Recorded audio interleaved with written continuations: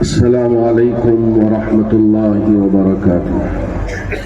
الحمد للہ رب العالمین والصلاة والسلام علی سید الانبیاء والمرسلین محمد وآلہ واصحابہ اجمعین، اما بعد فاعوذ باللہ من الشیطان الرجیم، بسم اللہ الرحمن الرحیم۔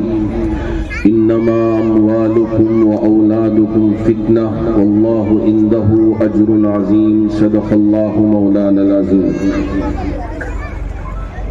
یہاں شہنشین پر تشریف فرما ہمارے اس علاقے کے معزز حضرات علماء کرام، ائمہ اعظام، خطباء کرام، اور یہاں تشریف فرما مساجد کے عہدیداران و ذمہ داران، مختلف مکتبوں میں پڑھنے والے ہمارے طلباء، اور یہاں تشریف فرما دوست، احباب، بزرگ، اور میری معزز خواتین، مائیں، بہنیں، بیٹیاں،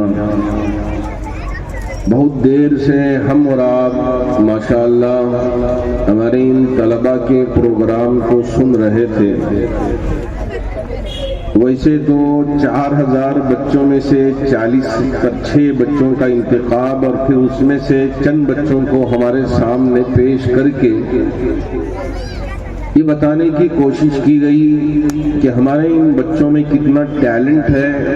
اگر ہم ان کو ذرا موڑنے کی کوشش کرتے ہیں اور ان کو بنانے کی کوشش کرتے ہیں تو اس کا نتیجہ کہاں سے کہاں پہنچ سکتا ہے۔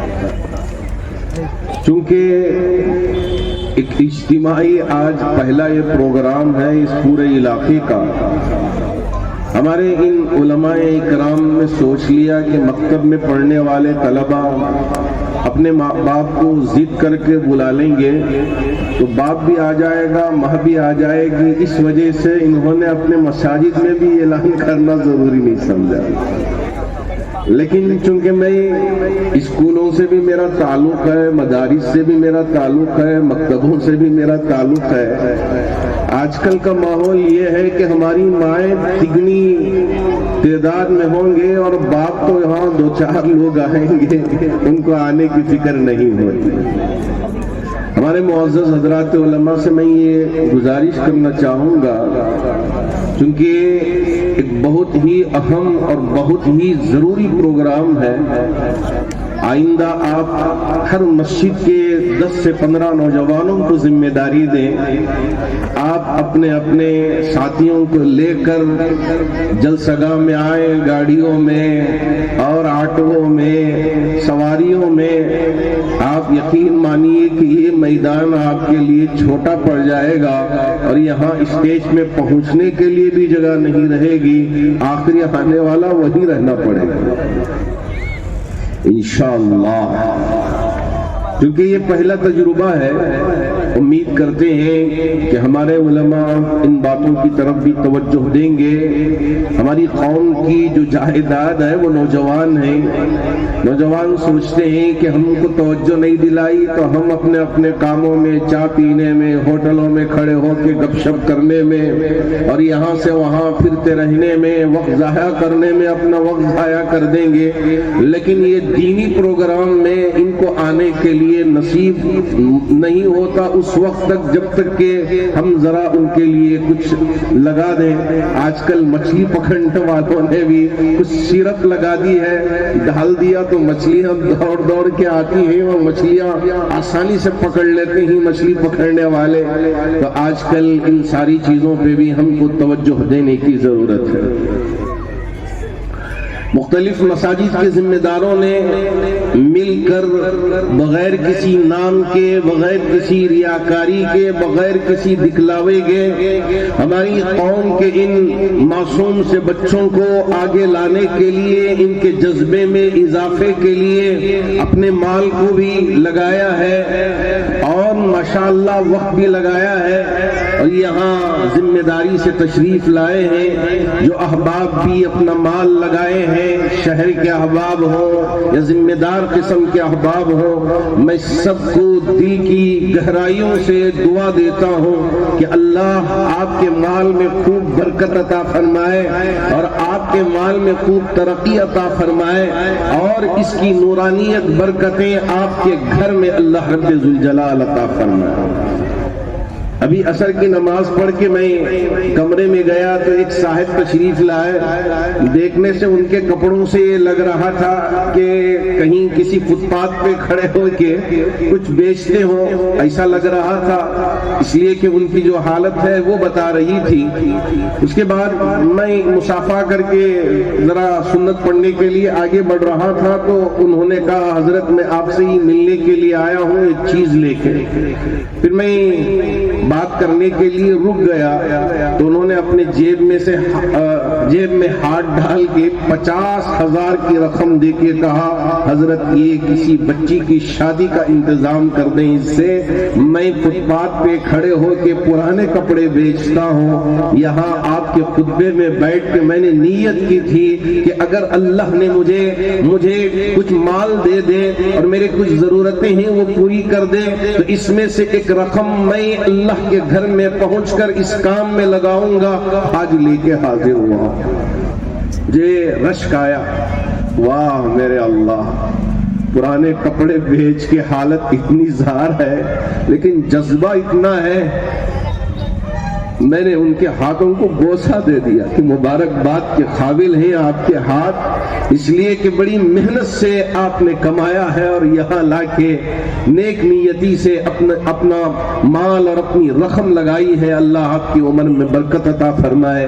पैसों की कोई हैसियत नहीं है लेकिन जो नीयत है, जो जज्बा है, उस जज्बे से लगाया है। तो यहाँ जो अहबाब भी हिस्सा लिए हैं, नाम बनाम सबके हक में दुआ करता हूँ, अल्लाह उनकी कमाइयों में खूब बरकत अता फरमाए। यकीनन ये औलाद हमारा असासा है।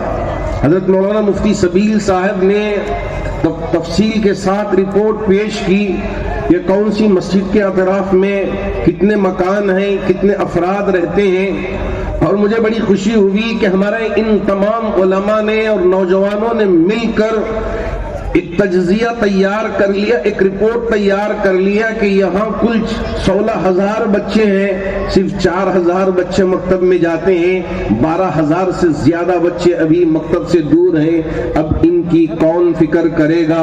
हजरत जिब्राइल अमीन आएंगे, कहेंगे बेटा चल मदरसे को। हजरत इसराफील सूर फूंकने से पहले जरा यहाँ भी काम पे लग जाएंगे, इसलिए कि अब फरिश्ते ये काम पे लगेंगे। कौन करेगा ये काम? यहाँ इशारा दिया कि औरतों की भी जिम्मेदारी है, वो भी अब उनकी तादाद यहाँ जिक्र नहीं की गई कि कितनी बालिग बच्चियां हैं, कितनी औरतें हैं जो अब तक कुरान सीखा नहीं। अब उनके पढ़ने का क्या निज़ाम है वो भी आइंदा रिपोर्ट बन जाए ताकि उनके भी पढ़ने का सारा खुलासा हमारे सामने आ जाए और तरतीब बने। तरीका यही होता है कि हर काम को हम जायजा लेकर करते हैं तो काम में तक़वियत पैदा होती है, हिम्मत आती है। हमारे ये नौजवान उलमा यहाँ इनकी टीम बैठी हुई है, जामे मस्जिद में ये तमाम मिल के तशरीफ लाए, कहा कि हमारे यहाँ 9 मकतब पूरे निज़ाम के साथ चल रहे हैं और उसके अलावा भी माशाअल्लाह मकतब चल रहे हैं। हम तमाम मकातिब के हजरात उलमा जिम्मेदार मिल के हमारे इन बच्चों की हिम्मत अफजाई के लिए इस इलाके में एक अजीम शानदार जलसा मुनअक़िद करना चाहते हैं। आप तशरीफ लाए, इसलिए कि बच्चों से बड़ी मुझे मोहब्बत भी है और मेरा ताल्लुक भी है, इसलिए मैं कहा कि जरूर हाजिर होता हूँ। अल्लाह का शुक्र है कि आपने देखा कि जैसे मैंने वादा किया था कि मगरिब की नमाज पढ़ा के यहाँ पहुँच जाऊंगा, वक्त मुकर्ररा पे मैं पहुँचा। बच्चों के एक एक प्रोग्राम को मैंने सुना, माशाअल्लाह दिल बाग बाग हो गया कि हमारे इन असातिज़ा ने बड़ी मेहनत मुजाहदे के साथ इनको तैयार किया है, कुरान पढ़ना सिखाया है।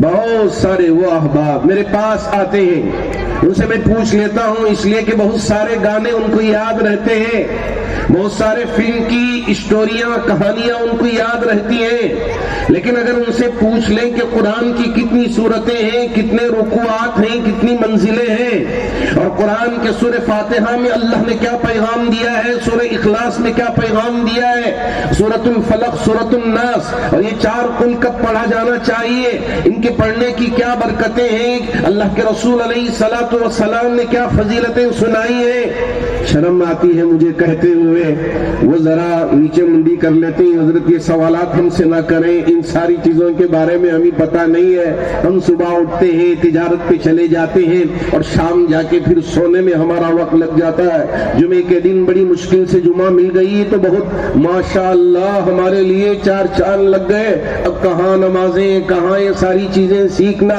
سکھانا، یہ مشکل ہے۔ میں آپ سے کہنا چاہوں گا کہ آپ سب کی ذمہ داری ہے کہ آپ سب ان باتوں کی طرف توجہ دیں کہ ہمارے محلے کا کوئی نوجوان بیٹی، میری بہن، میری ماں، اور یہاں رہنے والے ہر بزرگ، دوست، احباب، سب جنت میں جانے والے بن جائیں، جہنم میں جانے والے نہ بنے۔ اس کی ہم کو تیاری کرنی ہے۔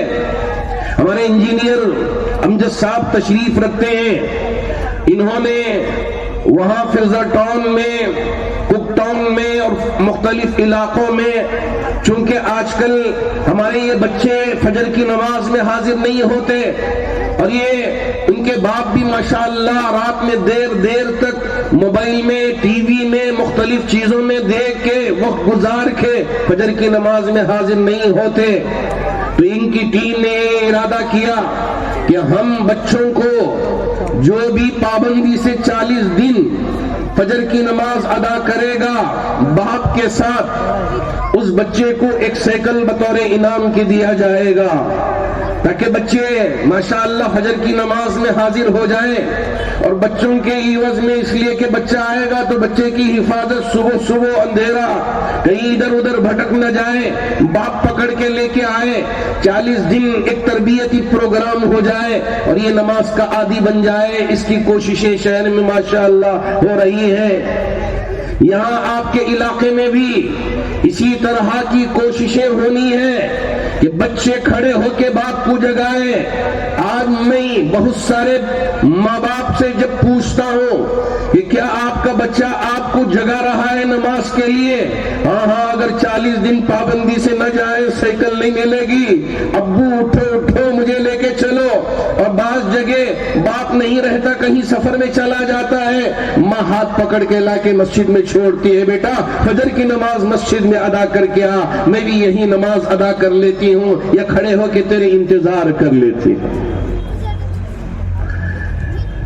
میرے آقا تاجدار مدینہ احمد مصطفیٰ محمد مجتبیٰ صلی اللہ علیہ وسلم نے باوجود رحمت للعالمین ہونے کے آپ نے یہ حکم دیا بچوں کے لیے کہ 7 سال کی عمر ہو تو انہیں ترغیب دی جائے، لیکن 10 سال کے ہو جائیں اور یہ نماز نہ پڑھتے ہوں، ہلکی مارنے کی ضرورت پیش آئے تو مارا جائے۔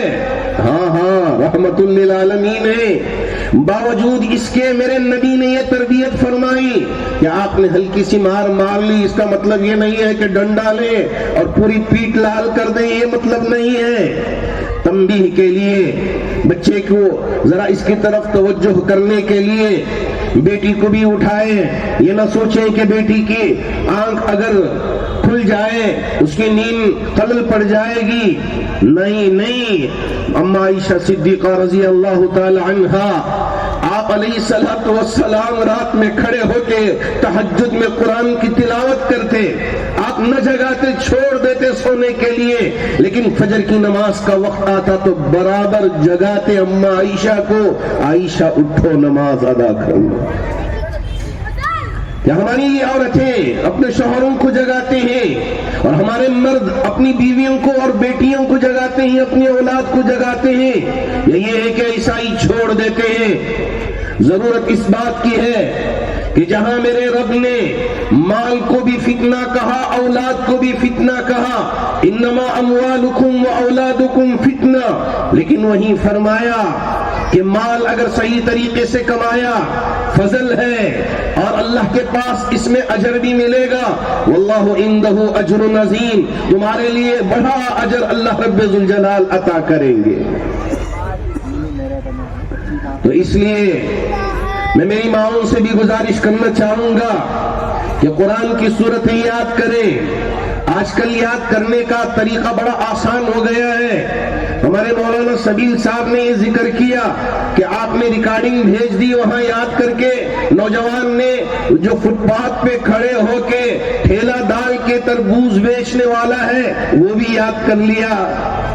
جب میں امریکہ میں تراویح سنانے کے لیے جاتا تھا تقریباً 14 سال، بہت سارے لوگوں کو سورہ بقرہ یاد، سورہ آل عمران یاد، سورہ نساء یاد، سورہ مائدہ، سورہ انعام، بڑی بڑی صورتیں یاد ہو گئی ہیں. میں نے پوچھا یاد کرنے کا کیا طریقہ، کیسے یاد ہو گئی اتنی بڑی صورتیں؟ آپ انجینئر ہیں، آپ فلاں ہیں، آپ فلاں ہیں. پیچھے کھڑے ہو کے ماشاءاللہ قرآن کہ ان کی یہ صورت حافظ صاحب آج میری صورت آپ تلاوت کر رہے ہیں، میں یہ یاد کیا ہوا ہوں، آج آپ یہ تلاوت کریں گے. شوق دیکھ کے مجھے بھی بڑا رشک آیا ہمارے ان احباب پہ. میں نے پوچھا کیسے یاد کر لیتے ہو؟ اکثر میں یہ کہا کہ ہماری آفیسز 1.5 گھنٹے کی ڈرائیو پر ہوتی ہیں، 2 گھنٹے کی ڈرائیو. اب ہم خاموش جائیں گے، ایسا ہی وقت گزر جائے گا، ہم قرآن کو پلے کر دیتے ہیں. اب ایک آیت سنتے جیسے لوگ گانے سنتے یاد ہو جاتے ہیں، اسی طرح اللہ رب ذوالجلال نے ان کے لیے یہ توفیق بخشی کہ ہم یہاں غیر ملک میں رہتے ہیں، ہمارے ایمان کی حفاظت کی ضرورت ہے، اپنے نمازوں کی حفاظت کی ضرورت ہے، اپنی عبادت کی حفاظت کی ضرورت ہے. اگر ہم بھی یہاں اگر قرآن سے دور ہو جائیں، نماز سے دور ہو جائیں، پتہ نہیں کہ اللہ کا کب عذاب آ جائے اور کیسی پکڑ میں ہم نہ پکڑے جائیں. اس ڈر سے ہم قرآن سنتے ہیں اور ماشاءاللہ قرآن یاد بھی ہو جاتا ہے. اب ایسے اکثر بڑی صورتیں یاد کر لیتے ہیں اور یاد کیے ہوئے ہیں، اور نمازوں میں اور جو سنتیں نوافل ہیں اس میں ہم قرآن کی تلاوت کر لیتے ہیں کھڑے ہو کے. سنڈے کا دن ہوتا ہے، چھٹی کا دن، اس میں ذرا زیادہ نوافل کا اہتمام کر لیتے ہیں. کیا ہمارا یہ ملک، اس لیے کہ ہم یہاں کے ہیں، گھر کی مرغی دال برابر کی طرح، یہاں ہم کو کوئی فکر نہیں ہے. ہم رہیں جیے جیسے جیے رہیں، کیا ایسا ہی ہم جیتے رہیں گے؟ یہ ہمارے اندر بھی فکر آنی چاہیے. ہم بھی اپنے بچوں کو مبارکباد کے قابل ہیں. ہمارے یہ علماء جو مکتب میں بچوں کو قرآن شریف ان کے سینوں میں اتارنے کی کوشش کر رہے ہیں، میں سلام کرتا ہوں ان تمام ہمارے ان علماء کو.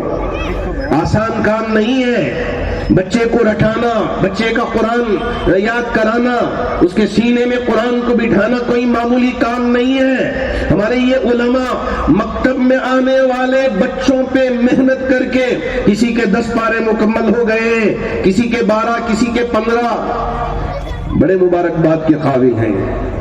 جی ہاں، میرے نبی نے فرمایا جس کے سینے میں قرآن محفوظ ہو اللہ رب ذوالجلال اس پر جہنم کی آگ حرام فرمائے. کیوں نہ کرے؟ ہمارے ان بچوں کو کیوں قرآن نہ سکھائیں؟ اس لیے میں آپ سے کہنا چاہوں گا ان کو قرآن تجوید کے ساتھ سکھائیں. یہ نہیں ہے کہ پہلے زمانے میں جو قرآن پڑھتے تھے اللہ اکبر، آج بھی بعض جگہ یہ لوگ سمجھتے ہیں بعض علاقوں میں ذرا جلدی 15 منٹ میں پورا 1.25 پارہ کمپلیٹ کر لیا جائے، ہو گئے یعلمون پڑھ کے ختم کر لیں، ختم ہو گئی 20 رکعت. یہ قرآن کہاں سے ہوگا؟ ڈھنگ سے قرآن پڑھیں. ہمارے شیخ سدیس ہوں، شیخ شرحیم ہوں اور دوسرے ائمہ اکرام ہیں، ماشاءاللہ قرآن کیا پڑھتے ہیں، رشک آتا ہے. اللہ کے گھر کے سامنے رمضان میں، اس لیے کہ جب حافظ ہو کے ہم قرآن وہاں سنتے ہیں، قسم ہے میرے رب ذوالجلال کی ایک آیت پہ مجھے رونا آتا تھا. اللہ کا گھر سامنے ہے، قرآن کی آیتیں ہمارے کانوں سے ٹکراتی ہیں، ایک ایک آیت اور اس کا ترجمہ ہمارے سامنے آتا جاتا ہے، اے میرے اللہ تیرے کلام کی کیا خصوصیت ہے، اس کا کیا اعجاز ہے، کیا برکتیں ہیں کہ یہاں یہ قرآن پڑھ رہے ہیں، یہاں ہمارے دل کو یہ آواز ٹکرا رہی ہے، ہماری دل کی دنیا بدل رہی ہے اور یہ احساس ہو رہا ہے۔ میں بھی اس لیے کہ ملباگل سے تھا، ہمارے پاس آنے والے حفاظ بھی بڑا تیز پڑھتے تھے، میں بھی سوچ لیا تھا کہ تیز پڑھنا ہی کمال ہے، قرآن شریف بہت تیزی سے پڑھ لیتا تھا، میں بھی عالمون تالمون کی صف میں تھا۔ جب وہاں گیا قرآن سنا، احساس ہوا کہ قرآن ایسا پڑھا جاتا ہے، ملتزم سے چمٹ کے میں نے دعا کی، اے میرے اللہ میں نے اب تک شاید قرآن صحیح طریقے سے پڑھ نہیں پایا، اب مجھے اس بات کی توفیق دے دے کہ جیسے تیرے امام یہاں کھڑے ہو کے قرآن پڑھتے ہیں میں بھی ایسا پڑھنے والا بن جاؤں۔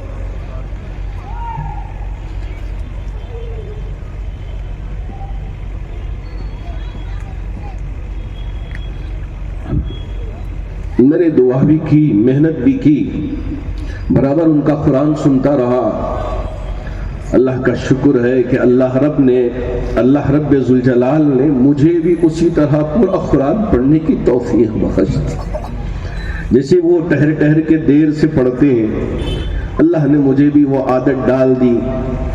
اب ہمارے یہاں جامع مسجد میں جو جامع العلوم ہے، ہمارے ان بچوں کو بھی اسی طرح تعلیم دی جاتی ہے، اور یہاں اکثر ہمارے شہر کے اکثر مدارس میں ماشاءاللہ اب وہ سلسلہ ختم ہوا یا لمون تالمون کا، ہمارے یہ بچے ایسا قرآن پڑھتے ہیں، ابھی مکتب کے بچے بھی پڑھ کے سنا ہے کہ جی ہاں قرآن پوری رعایت کر کے الفاظ کی ادائیگی، مخارج، صفات اور تجوید، کہاں غنہ، کہاں اخفاء، کہاں اظہار، ان ساری چیزوں کا خیال کر کے قرآن پڑھتے ہیں تو مزہ آئے گا انشاءاللہ۔ یہ جنریشن، یہ ہماری نسل ایک تبدیلی لے کے آئے گی۔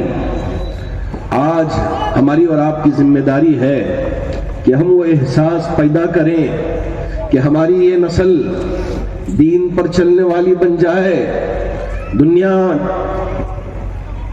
اور یہ طاغوتی طاقتیں ہمارے ان بچوں کے ذہنوں کو منتشر کرنے کے لیے اور ان کو مسحور کرنے کے لیے جتنی بھی سازشیں رچ لیں، لیکن ان کے دین کو اتنا مضبوط بنائیں کہ یہ کبھی اپنے دین سے پھر نہ پائے۔ انشاءاللہ کریں گے، ذرا زور سے بولیں، اللہ آپ کے انشاءاللہ کو قبول فرمائے۔ یہ جو کوششیں ہیں، ان کوششوں میں ہم اور آپ سب مل کے ساتھ دیں گے، ایک تبدیلی آئے گی۔ یہاں جب گلیوں سے گزر ہوگا تو گانے نہ چل رہے ہوں، بلکہ ہمارے ان بچوں کی قرآن کی آواز باہر آ رہی ہو۔